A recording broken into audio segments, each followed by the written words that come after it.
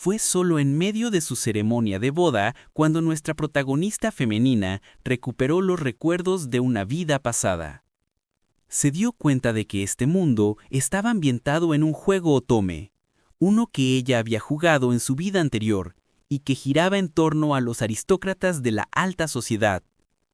Y ella era el personaje que había acosado y atormentado horriblemente a la heroína, una villana que recibía su merecido al tener que casarse con un hombre viejo y feo. Sus ojos se abrieron de par en par al ver al príncipe, pero la sorpresa pronto se endureció en una mirada fría. En este mundo, era conocida como Celestine, la hija del marqués y la prometida del primer príncipe. Pero ese mismo príncipe le entregó su corazón a la heroína. Ella hizo todo lo posible por eliminar a aquella mujer que amenazaba su futuro al lado de él. Sin embargo, una vez que el príncipe supo de sus crueles tormentos, los usó como pretexto para disolver su compromiso. Y así, la aguardaba esta abominable boda. Su futuro esposo, el primer ministro, estaba constantemente envuelto en rumores desagradables, la mayoría de los cuales lo condenaban como un asqueroso mujeriego y un pervertido lascivo. Ella pensaba con amargura que todo eso era gracias a la sugerencia de su Alteza. El príncipe se volvió hacia la muchacha a su lado, sonriendo cuando ella comentó que el vestido de novia era muy bonito. Mientras los demás nobles la observaban, Celestine sentía como si estuvieran presenciando una ejecución pública. Su atención volvió al presente cuando el sacerdote anunció que era hora de intercambiar votos y sellar la unión con un beso. Sus ojos se abrieron al ver a su marido, incapaz de creer que ese hombre fuera realmente su esposo. De pronto, un pensamiento la golpeó. No estaba nada mal. Siempre lo había visto como un hombre repulsivo, como un sapo, y ni siquiera trataba de ocultar su disgusto cada vez que lo miraba. Entonces, ¿por qué su corazón latía tan rápido ahora? Sabía que era completamente absurdo. Quiero decir, debía tener al menos el doble de su edad. Era impensable, pero aún así no podía evitar preguntarse, ¿sería por los recuerdos de su vida pasada? Con un repentino levantar de barbilla, él le dijo que no había razón para temer, llamándola mi encantadora dama. Una vez más su corazón se aceleró. Encontrando todo demasiado absurdo, su visión comenzó a girar. De alguna manera, después de haberse quedado dormida la noche anterior, empezó a recordar con más detalle los recuerdos de su encarnación anterior. Su padre había fallecido muy temprano en su infancia. Tal vez por eso siempre había anhelado el afecto de un hombre mayor, y los veía con una luz romántica. Básicamente, lo que llaman una pantera. Entonces se volvió hacia su marido y le dio un golpecito en el hombro. Él se incorporó, frotándose los ojos. Ella se disculpó por despertarlo, pero luego se inclinó más cerca de él. Con una ligera sonrisa, admitió que la noche anterior había sido maravillosa. Él le preguntó secamente si su doncella le había enseñado a decir algo así. Comentó que las mujeres siempre dicen esas banalidades y declaró: por joven y hermosa que sea, sus sentimientos me interesan muy poco. Ella pensó para sí misma, ¿qué replicara tan horrible? Pero gracias a los gustos que había heredado de su vida pasada, sentía que podía pasar por alto incluso ese comentario.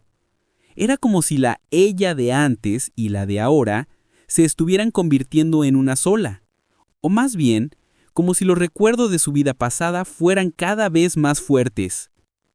Ignorando sus palabras, le dijo que seguramente había sido muy popular hasta ahora, ¿no? Pero que de ahora en adelante quería ser la única receptora de sus afectos, a menos que él odiara esa idea.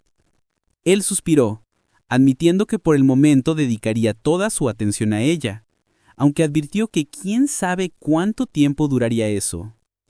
Luego se volvió hacia ella y ella lo miró a los ojos, preguntándose cómo podía hacer que sus sentimientos tocaran su corazón. Más tarde en la mesa, lo reprendió, diciendo que sus comidas eran demasiado grasientas y aceitosas y que debía comer más verduras y cuidar su salud. Le preguntó si pretendía convertirla en una joven viuda. Él miró sin expresión los platos de ensalada en sus manos y murmuró que no iba a comer como un conejo. Secamente concluyó que si la única alternativa era una tumba temprana, que así fuera. Su furiosa mirada le obligó a tomar la ensalada y empezar a masticar, lo que finalmente le arrancó una sonrisa. A partir de entonces, su vida matrimonial juntos fue sorprendentemente pacífica y satisfactoria.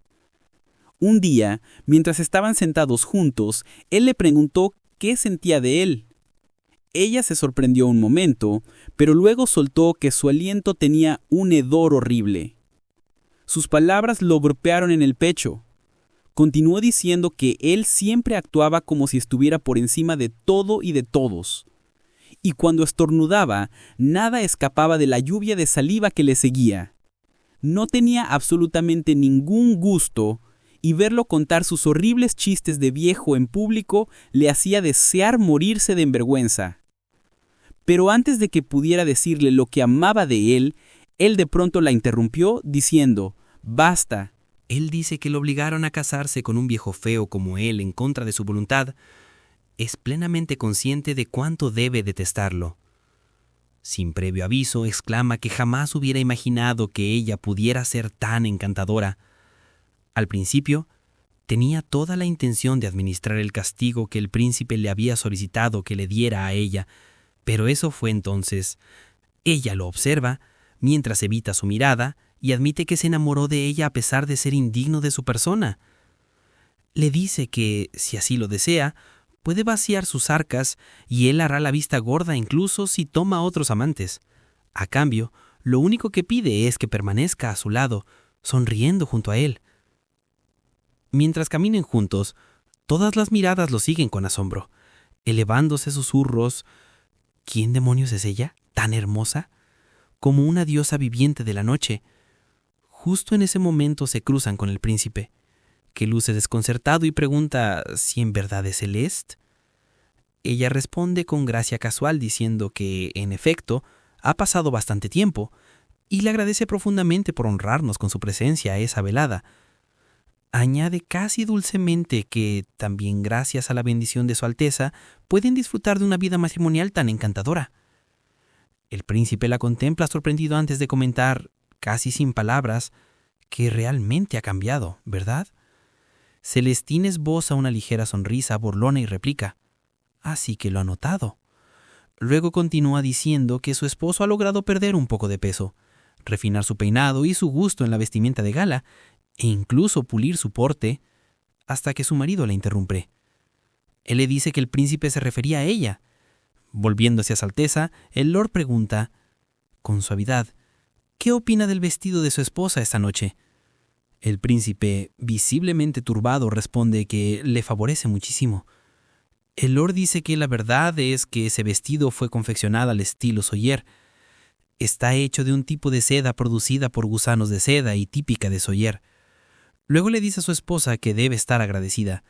Todo se debe a su Alteza que se pudo preparar un vestido tan exquisito para ella. El príncipe se muestra sorprendido y pregunta, ¿qué quiere decir con eso? Antes de que pueda responder, una voz corta el aire anunciando que su majestad desea hacer un anuncio. Su majestad aparece declarando que quiere hacer un anuncio esa noche concerniente al matrimonio de su hijo, el primer príncipe. Él se estremece sorprendido mientras su amante a su lado se muestra emocionada. De pronto ella se enrojece y dice, «Esto es demasiado repentino». Pero en ese instante, el rey declara que será desposado con su majestad, la reina de Sawyer. Sus ojos se abren por empaño atonitados. Su padre continúa diciendo que el primer príncipe será el 13º consorte de la reina de Sawyer y que debe partir al amanecer de mañana. Él llama a su padre diciéndole que esto no tiene una pizca de gracia y que deje de bromear. Su padre responde frialmente que sus palabras no son una broma. La decisión ya está tomada, y el segundo príncipe será instaurado como príncipe heredero, así que el asunto de la sucesión no es motivo de preocupación. De pronto su amante estalla diciendo que ella ha sido la prometida de su Alteza todo este tiempo, ¿no es así? Su majestad responde que la reina está bien enterada del hecho. También ha dejado en claro que está feliz de aceptarla junto a él como una de sus concubinas, y que personalmente le complacerá asegurarse de que ambos estén bien atendidos. Un murmullo recorre la multitud, comentando que la reina es realmente atrevida, y se dice que el género le importa bien poco. El lord piensa que fue gracias a la sugerencia del príncipe que ahora puede disfrutar de la dicha conyugal que tiene. Originalmente, la idea de conspirar contra alguien a quien le debía nunca había cruzado su mente, pero haría lo que fuera para proteger a su esposa. El príncipe y esa muchacha seguían tramando hacerle daño incluso después de todo este tiempo. Se siente ofendido de que realmente creyeran que era ciego a sus intenciones. En cuanto supieron de la casa Celestine y de que estaban felizmente casados, planearon removerlo de su cargo. Sin embargo, las personas con las que intentaron conspirar ya estaban firmemente en su bolsillo. Al fin y al cabo, la familia real no es más que una marioneta de la oficina del primer ministro, ignorante de la verdadera autoridad que mueve los hilos de este país. ¡Qué niños patéticos! El príncipe se sobresalta cuando el lord le ofrece sus más sinceras felicitaciones. Luego dice con calma que ha escuchado que su prometida está muy complacida con el aspecto y que, gracias a ese compromiso, pudieron cerrar un lucrativo acuerdo comercial con Sawyer que haría que otros países se murieran de envidia. Sonríe cuando el príncipe finalmente se da cuenta de que ha sido engañado, señalando que esto sin duda traerá un futuro próspero para su nación. El peso de sus palabras cala en él y se turna a Celestine, quien logra hacer una simple sonrisa mientras le ofrece sus felicitaciones. Su lord entonces sugiere que se retiren, a lo que ella suelta una risita suave y está de acuerdo. De ahora en adelante, está decidida a permanecer a su lado. Ahora bien, ¿deberían caminar tomados de la mano por el florido sendero del mal? De regreso en el carruaje, Celestine nota unos cuantos conejos balbíos que ronen entre la hierba y pregunta si no eran adorables. Su esposo responde con calma que son criaturas vivaces y que harían excelentes pieles. Ella guarda silencio, lo que lo hace preguntarse si su respuesta ha sido torpe, pero cuando ella simplemente sonríe y gira hacia la ventana, su rostro se ruboriza. Poco después, ella pregunta a dónde se dirige el carruaje. Él explica que recientemente ha adquirido nuevas tierras para inspeccionar, lo que los lleva finalmente a un edificio tranquilo, donde Celestine, sorprendida, pregunta qué lugar era aquel, solo para que él responda simplemente que es un orfanato. El antiguo señor de esas tierras era bastante devoto de ese orfanato en particular, así que él, como nuevo señor, pensó que al menos debía presentarse. Un anciano lo recibe con una cálida sonrisa y se presenta como el director del orfanato. El lord entonces dice que la diosa a su lado es su esposa. El director queda atónito por su belleza.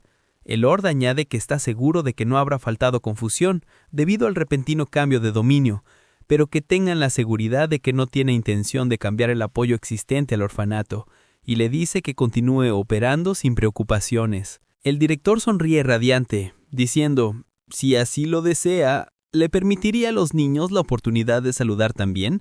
Luego llama a los niños. Todos corren, mirándolos con rostros emocionados. Celestine sonríe por lo adorables que son, mientras que el lord se siente abrumado.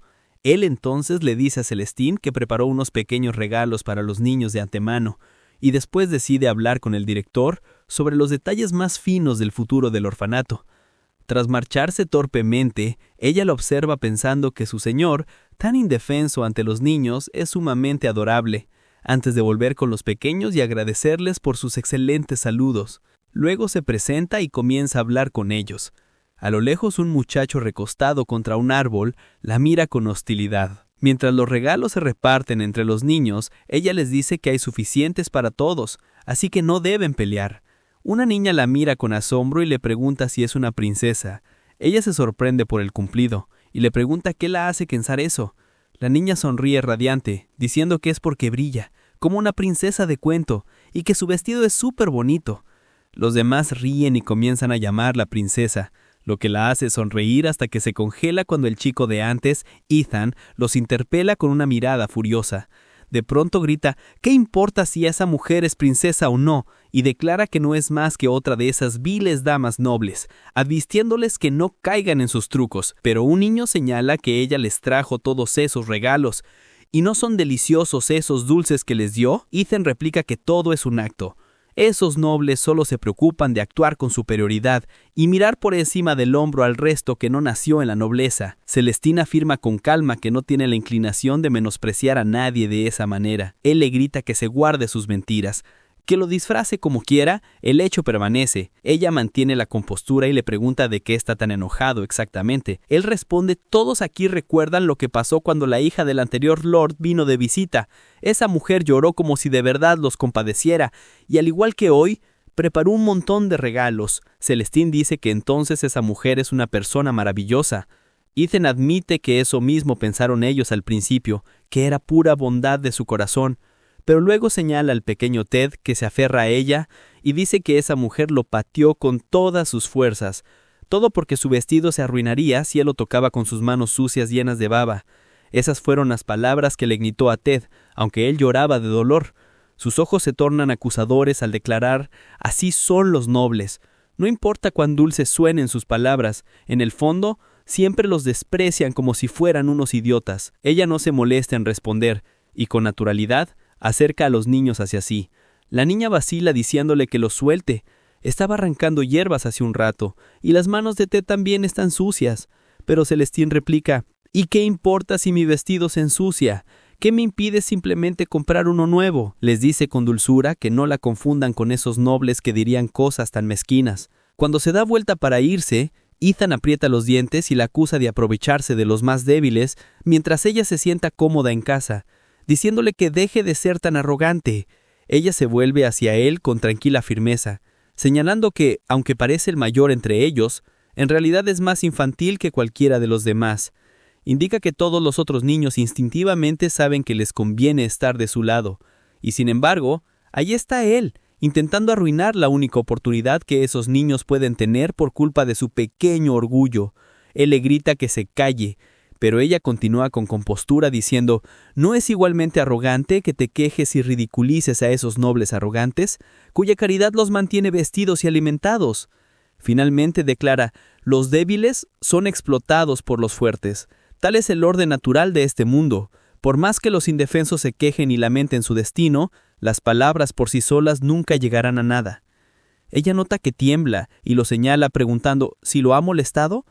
De pronto se inclina más cerca y susurra: en ese caso, ¿por qué no intentas devolver el favor con la misma moneda? Ella siempre lo estará esperando, así que puede estar seguro de crecer esplendorosamente. Él luce confundido y murmura: ¿qué demonios? Pero ella declara: la verdad es que los ricos son los más tacaños de todos, y yo sabría perfectamente cómo no desperdiciar ni una sola moneda si puedo evitarlo. Así que cuando personas como yo donan a un lugar como ese, no es caridad, sino una inversión en el futuro de todos ellos. Los ojos de Ethan brillan con determinación cuando le grita, jurando que un día, cuando crezca, será más rico que cualquiera, y cuando llegue ese día, debe creer que él pagará el favor con creces. Ella solo sonríe pícara, diciendo que lo esperará con ansias. Mientras tanto, el director, aún impactado, pregunta de nuevo si el anterior lord, el barón, fue realmente acusado y hallado culpable. El lord responde que sí, tanto por corrupción como por traición, llamándolo un villano en todo el sentido de la palabra.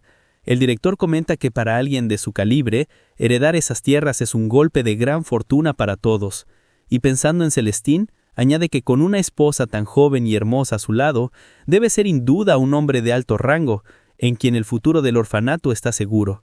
Dándose cuenta demasiado tarde de que sus palabras podían sonar gruesas, se apresura a explicar que sabe poco de él, ya que la transferencia de la región se produjo con tan poca antelación. El lord llama la atención del director, comentando que como seguramente se da cuenta con solo una mirada a su esposa, no tiene inclinación por las mujeres demasiado jóvenes, y añade que se rumora que el difunto varón también llevaba ese tipo de negocios. El director, nervioso, admite que cuando atraparon al varón, sinceramente se preguntaba qué camino tomar. Los ojos del lord se entrecierran mientras dice: así que tenía razón, y el director lo confirma explicando que, aunque las chicas de las que primero oyeron hablar eran mayores de edad, ya habían sido trasladadas, pero que, si puede esperar solo 3 años más, las que tienen ahora crecerán espléndidamente. Incluso ofrece, casi con naturalidad, que si prefiere un chico en su lugar, tienen uno disponible. En ese momento, las puertas se abren de golpe y los guardias irrumpen en la sala, apresando al director, quien los mira incrédulo. Uno de los caballeros se vuelve hacia el primer ministro y anuncia que comenzarán a buscar registros y recibos de venta para rastrear a los niños que fueron vendidos. Él responde que lo mantengan en silencio, pues preferiría no causarle ninguna preocupación a Celestine, que se aseguren de que ella no se entere de nada. El director estalla, exigiendo saber por qué, burlándose de que el primer ministro esté sofocando un crimen trivial. ¿De verdad cree que eso cambiará en absoluto el mundo? Insiste en que, de todas las personas, el primer ministro debería saberlo mejor que nadie. Este responde con frialdad que la idea de cambiar el mundo nunca le ha interesado. Todo lo que hace es por el futuro de Celestine. Cualquiera que se atreva a hacerle daño a ella o ayudar a quienes lo intenten será castigado como él lo considere adecuado. Ya desesperado, el director grita que jamás ha hecho nada para dañar a su esposa. El Lord solo responde con escalofriante indiferencia, recordándole que el varón tenía una hija amada en quien se desvivía, pensando en la amante del príncipe. Añade que su principal fuente de apoyo económico era su padre, el varón.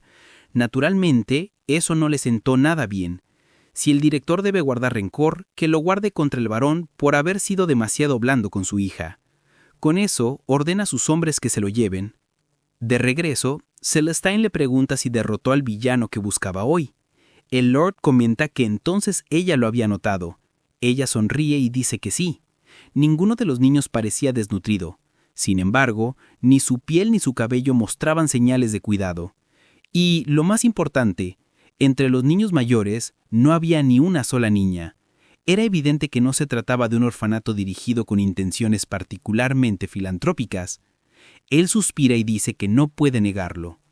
Ella le acaricia la mejilla y dice: «A partir de ahora, tenemos que derrotar a cada villano que nos crucemos, ¿no es así? Después de todo, los villanos que no seamos nosotros mismos no son más que una molestia, ¿verdad?». Al acomodarse en sus brazos, él murmura que sí, que al fin y al cabo, el único mal que debe florecer es el suyo. Ella entonces le cuenta que también conoció a un chico interesante mientras estaba allí, y se inclina para susurrarle al oído que él tiene algo grandioso dentro de sí. Podía verlo claramente en sus ojos. Más tarde, ese muchacho se graduó de aquel mismo orfanato y, tras abrirse camino hasta la capital y llamar a muchas puertas, consiguió un aprendizaje con un rico comerciante. Eventualmente, creció hasta convertirse en un comerciante excepcional que resultó de gran ayuda para la familia del primer ministro. Pero esa es una historia para otro momento. Un vestido púrpura intenso, un tocado de ave del paraíso, los últimos tacones de Lubgamo. Mientras una chica se contempla frente al espejo, reflexiona que realmente es la flor de la alta sociedad. No hay manera de que jamás pierda contra ella. Por otro lado, Celestine recibe una carta de los niños del orfanato.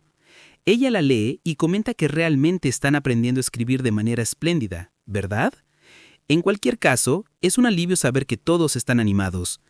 Entonces, la doncella saca algo y dice que llegó junto con las cartas. Celestine adivina que tal vez sean bolas de barro. La doncella dice que si lo son, no sobrevivieron el viaje. Celestine está segura de que es de Ted. La doncella ofrece deshacerse de ello, pero Celestine le dice que no. Es un regalo tan espléndido que debe asegurarse de darle buen uso. Al llegar a la fiesta, todas las miradas se vuelven hacia Celestine, admirando su belleza como siempre. El primer ministro se disculpa, explicando que debe vender un asunto urgente, y Celestine le asegura que no hay problema, ya que planeaba reunirse con las demás damas de todos modos. Cuando se acerca a ellas, una la saluda con elogios, diciendo que está tan impresionante como siempre. Otra elogia su vestido y ella devuelve el cumplido con gracia, diciéndoles que ellas también se ven maravillosas. La conversación fluye con facilidad, hasta que una repentina conmoción atrae todas las miradas hacia una joven que entra al salón. Las damas la alaban hasta que las que están junto a Celestine se burlan, murmurando que la señorita Clara de la casa Brass vuelva a las mismas. Susurran que la muchacha ha estado imitando a Celestine en todo y que el vestido de esta noche es casi idéntico al que ella usó en la fiesta de la semana pasada. Celestine solo sonríe, diciendo que no le molesta en lo absoluto, pero las mujeres se indignan, insistiendo en que Clara está yendo demasiado lejos. Celestine comenta que innumerables jóvenes han intentado copiarla antes, y las otras asienten, descartando a Clara como alguien muy por debajo del círculo de Lady Celestine. Sus murmullos pasan a la familia de Clara mientras ella escucha en silencio, rechinando los dientes. Una de las mujeres también dice que está simplemente desesperada por destacar de alguna manera posible. Celestine les dice que se siente halagada de que se animen tanto en su nombre, pero que está segura de que hay temas más entretenidos de los que hablar. Su voz baja hasta un susurro, como por ejemplo, el ronquido de su querido esposo. Con ojos suaves, le pregunta a la mujer si cuando su marido empieza a roncar, no siente el impulso irresistible de abrazarlo fuertemente, admitiendo que no puede evitar querer mimarlo con un abrazo. Y cuando lo hace, él siempre se da vuelta y la abraza de regreso. Declara que roncar es bueno para su respiración, es bueno para su amor, es simplemente algo beneficioso en todos los sentidos. Pero la mujer no parece tan conmovida por los ronquidos de su esposo y se queja de que ya está entrando en años, así que su olor corporal hace un poco abrumador abrazarlo así. Sin embargo, Celestine interpreta sus palabras de otra manera por completo y dice que le entiende perfectamente. Ese olor es tan maravillosamente abrumador que es casi imposible calmar sus pasiones lo suficiente como para dormir. Es un aroma que solo un hombre con experiencia y sabiduría puede exudar, ¿no es cierto? Naturalmente, también es un arma de doble filo, pues está segura de que esas ferormonas suyas deben atraer a todo tipo de gatos ladrones.